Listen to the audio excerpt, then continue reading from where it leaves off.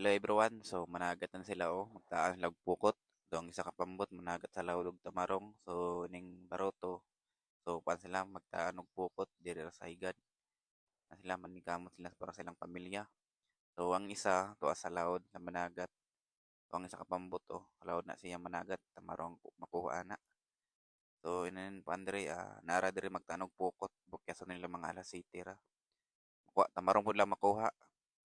Klase is nila makuha tamarong na kuan kanang matimbungan ang isda sa bato. Kaya sila makuha ang mga sa pukot. So mga arsitela bukyason. O nilang trabaho diri managat. Pukot tapos tambre. Ang taga rail gamit. Ang uban pukot.